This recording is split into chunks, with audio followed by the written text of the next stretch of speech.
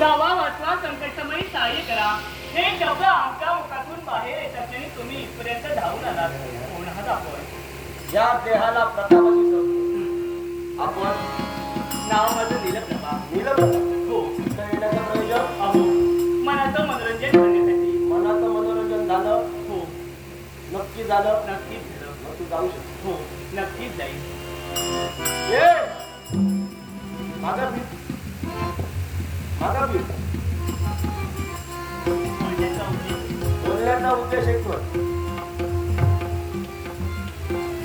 माझ्या बोलण्याचा उद्देश एकच आहे. कोणता असेल? अगं ज्यावेळी भैरव इथं आला त्यावेळी त्याने तुला लग्नाची मागणी घातली. जबरदस्तीने तुला तो घेऊन जात होता. धावा वाचवा संकट समय सहाय्य करा तुझ्या मुखातून शब्द बाहेर पडले. हिरवर आम्ही धाव घेतली. संकटातून तुझी मुक्तता केली. पण ज्यावेळी तुला पाहिली ना त्यावेळी मनात माझ्या एकच हुरहुर लागून राहिली. पण माझ्या मनातील भावना तुला व्यक्त करायची. काय त्या कोणत्या असतील? हो अशा कोणत्या भावना? कोणत्या असतील बरं? कोणत्या? अशीच होती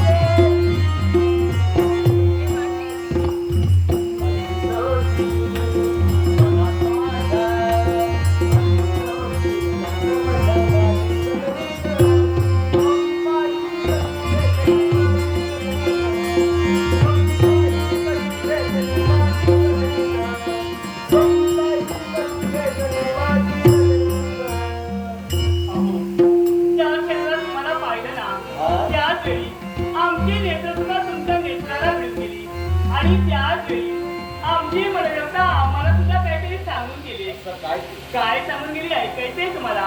मग ऐका म्हणते. रात राणी सारखी उमलता मनात माझ्या दरवता. रात राणी सारखी उमलता मनात माझ्या दरवता. आणि खरं सांगू का तुम्हाला? तुम्ही मला खूप खूप आवडता. हो नक्कीच. हो एवढंच कशाला? रंजने मी तुमच्यासाठी अमुचे जीवन.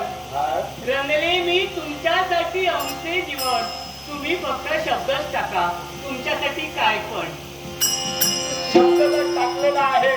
आता फक्त तुझ्या होणाराची गरज आहे. मग असे दूर कशासाठी जातात? अहो जवळ या आणि आमच्या मनातली सारी इच्छा आकांक्षा परिपूर्ण करा. आणि म्हणूनच दूर राहुनी